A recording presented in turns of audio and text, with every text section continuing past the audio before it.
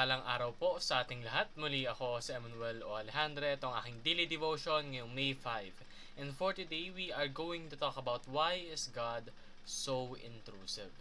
And this is about Ahab.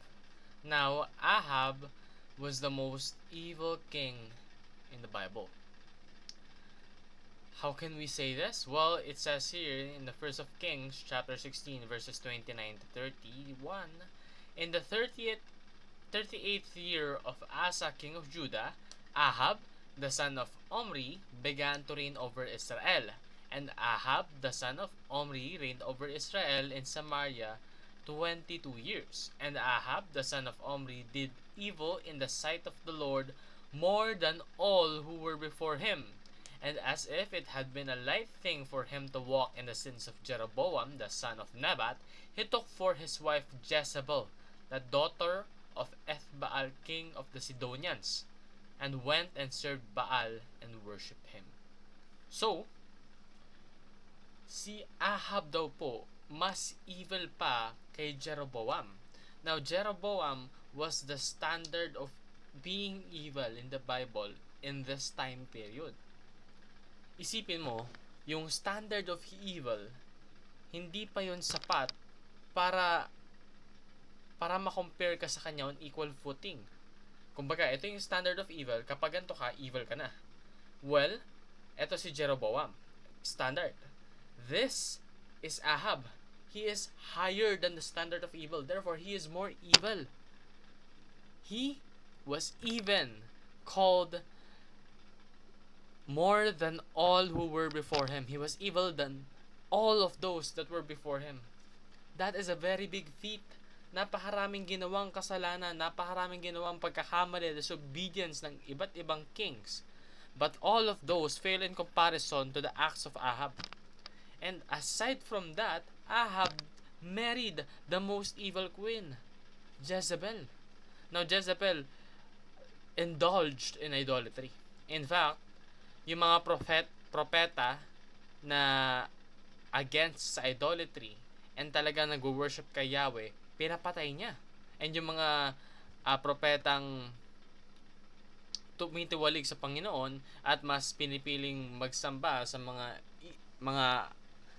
idols, yun yung binibigyan niya ng special treatment.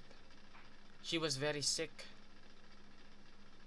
Not in terms of an illness, but she was despicable. And Ahab was despicable as well. But there's one thing that separates Ahab and Jezebel. That is because Ahab humbled himself before God. There was a time where prophet and they were being talked to about Prophet Elijah, wherein Prophet Elijah directly said to them, dahil dito sa mga ginagawa niyong kasalanan, paparusahan kayo ng Panginoon, papatayin ka niya at papatayin niya yung buong pamilya mo. And Ahab was very frightened with that. And so, he changed his clothes, he fastened, and he asked for forgiveness. That was something that was so fascinating, no? Ahab, the individual that was deemed the most evil king before all, actually humbled himself. And with that, God gave him mercy. Imbes na parusahan siya in his lifetime, ang magkakaroon ng parusa is yung generation after him, his son. And so, naging ganun yun kasi hindi naman fully nagrepent si Ahab. But he asked for forgiveness. And that is something that is enough for our God, because He is a forgiving God. So, in this way, maging kampaten tayo. Kapag alam natin na nagkakasala tayo, let's not beat ourselves up too much. Let us be accountable. Let us be responsible for our actions. If there was consequences, let's fix those consequences.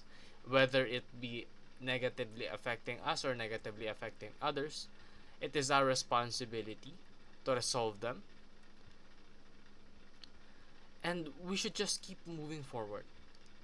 Yes, we have sinned. All of us have sinned. We are only human.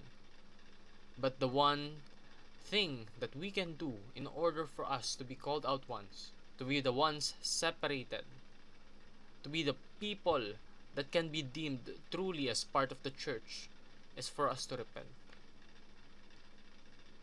And aside from that, aside from the repentance, this also tells us that God is involved in politics and human government.